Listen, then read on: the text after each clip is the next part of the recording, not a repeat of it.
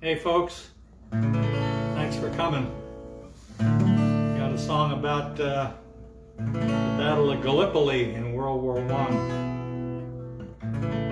About a soldier that was there in his life, then and afterwards.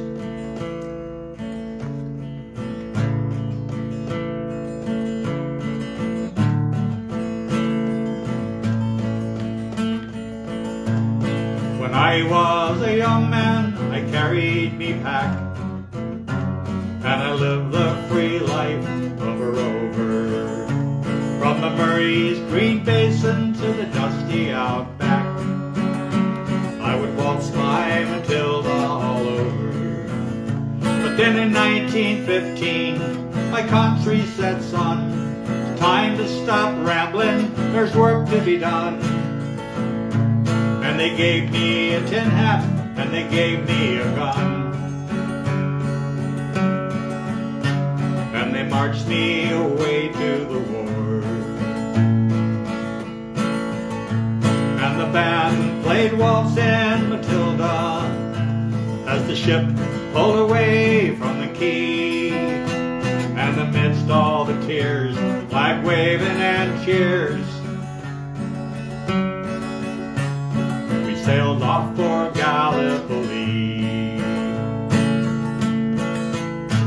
I'll never forget that terrible day when our blood stained the sands and the waters, and how in that hell that they called Suvla Bay we were butchered like lambs at the slaughter.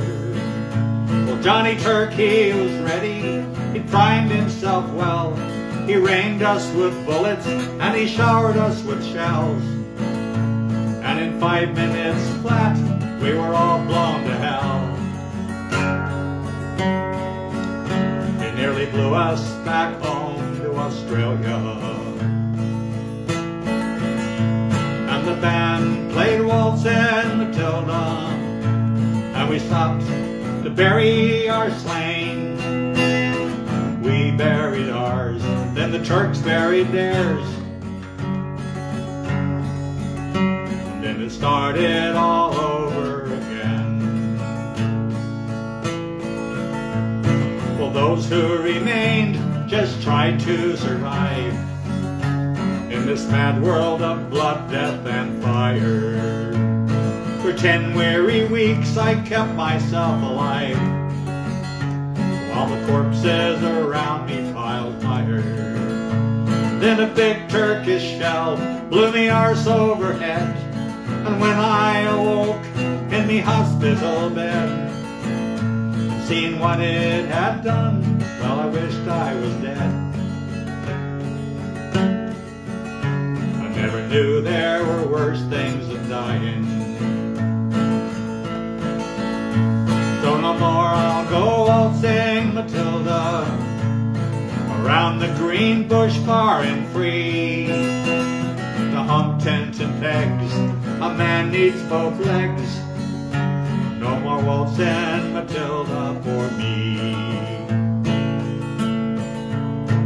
Well, they gathered the injured, the wounded, the maimed, and they took us back home to Australia. The armless, the legless, the blind, the insane, those proud wounded heroes of Stewball. And when the ship pulled into Circular Quay, I looked at the place where me legs used to be, and thanked Christ there was no one there waiting for me. To grieve and to pity. And the band played Waltzing, Matilda, as they carried us down the gangway. Well, nobody cheered, they just stood there and stared. And they turned their faces away. Now every April I sit on me porch, and I watch the parade pass before me. see my old comrades, how proudly they march, reliving their days of past glory, while the old men march slowly, all bent stiff and sore, the forgotten heroes of a forgotten war. And the young people ask, what are they marching for? And I ask myself the same question.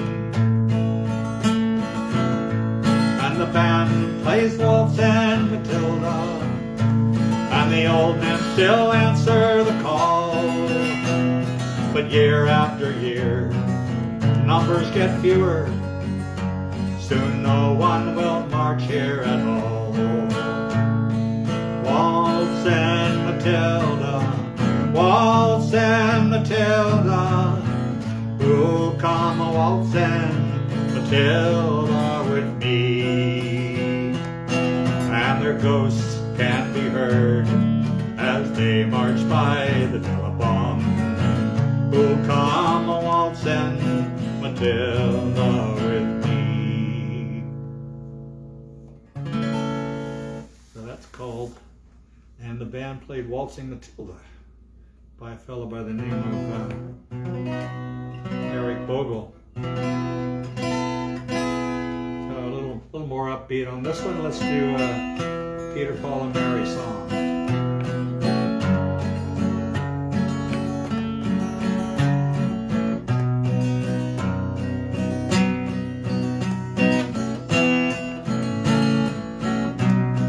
Stewball was a racehorse, and I wish he were mine.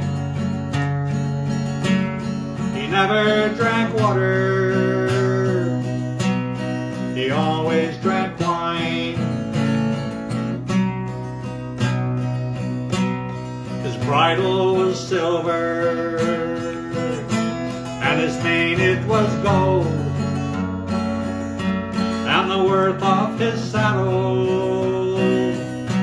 has never been told. Well, the fairgrounds were crowded, and Stewball was there. The betting was heavy on the bay and the mare. Well, I bet on the bay mare, bet on the bay, I bet on old Stewball, I'd be a free man today. 'Cause way out yonder, ahead of them all, came a dancing and a prancing, that noble Stewball. Well, the hoot owl she hollers, and the turtle dove moans, for poor boy in trouble, I'm a long way from home. Stewball was a racehorse, and I wish he were mine. He never drank water, he always drank wine.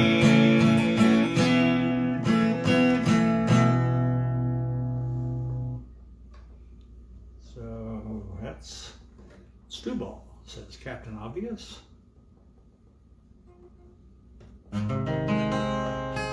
Next up is a sailing song by a fellow by the name of Stan Rogers.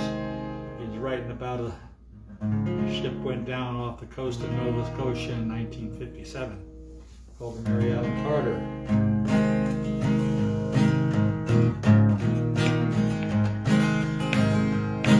Well, she went down last October in a pouring, driving rain. Skipper had been drinking, and the mate, he felt no pain. Too close to 3 Mile Rock, and she was dealt her mortal blow. The Mary Ellen Carter settled low. just us five aboard her. When she finally was awash, we worked like hell to save her, heedless of the cost. And the groan she gave as she went down caused us to proclaim that the Mary Ellen Carter'd rise again. Rise again, rise again, that her name not be lost to the knowledge of men. All those who loved her best and were with her till the end will help the Mary Ellen Carter rise again. Well, all spring now we've been with her on a barge lent by a friend. 3 dives a day in a hard hat suit, twice I've had the bends. Thank God it's only 60 feet and the currents here are slow, or I'd never have the strength to go below. So we packed her in and stopped her bent, dog hatch and portholes down, rigged cables to her fore and aft, girded her around. And tomorrow noon we'll hit the air and then take up the strain. Watch the Mary Ellen Carter rise again. Rise again, rise again, that her name not be lost to the knowledge of men. All those who loved her best and were with her till the end will help the Mary Ellen Carter rise again. Well, we couldn't leave her there, you see, to crumble in the scale. She saved our lives so many times, sailing through the gales. And the laughing drunken rats that left her to her sorry grave, well, they won't be laughing in another day. All you to whom adversity has dealt the final blow, with smiling bastards lying to you everywhere you go, turn to and put out all your strength of arm and heart and brain, and like the Mary Ellen Carter rise again. Rise again, rise again, though your heart it be broken and your life about to end. No matter what you lost, be at a home, a love, a friend, be like the Mary Ellen Carter rise again. Rise again, rise again, that her name not be lost to the knowledge of men.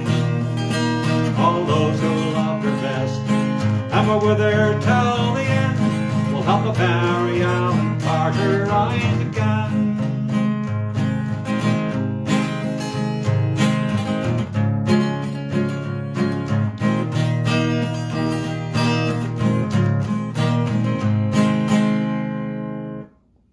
That's called Mary Ellen Carter. Let's see, this next up is a Gordon Lightfoot song. A piece of advice from a Canadian folk singer.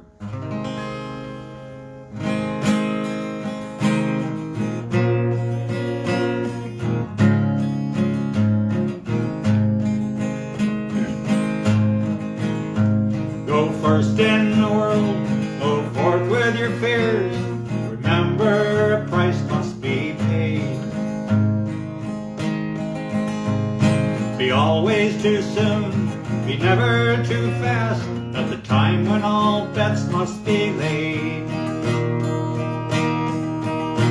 Beware of the darkness, be kind to your children. Remember the woman who waits, and the house you live in will never fall down if you pity the stranger that stands at the gate. When you're out in the gale, full under scale, beware of the danger below. And the song that you sing should not be too sad, and be sure not to sing it too slow. Be calm in the face of all common disgraces, know what they're doing it for, and the house you live in will never fall down if you pity the stranger that stands at the door. When you're out in the world feeling quite lost, remember the burden of fame. And he who is wise will not criticize when other men fail at the game. Beware of strange faces, dark dingy places, be careful while bending the law. The house you live in will never fall down if you pity the stranger that stands at the door.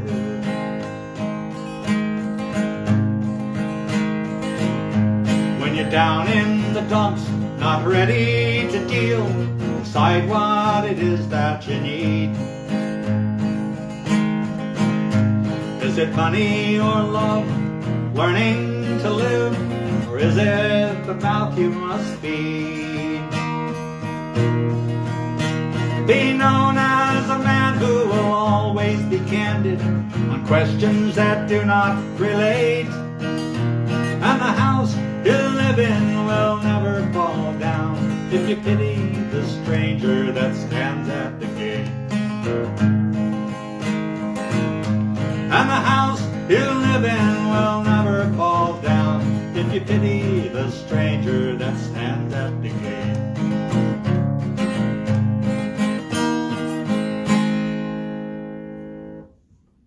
Well, that's called The House You Live In. I love that song. It's a good song. Karen is the one that recommended that song to me. Found it on an album or a CD or something. Oh, get a little lighter now. Let's sing a favorite in the Irish pubs. It's called The Scotsman, but actually making fun of the Irish a bit, I think. We'll see.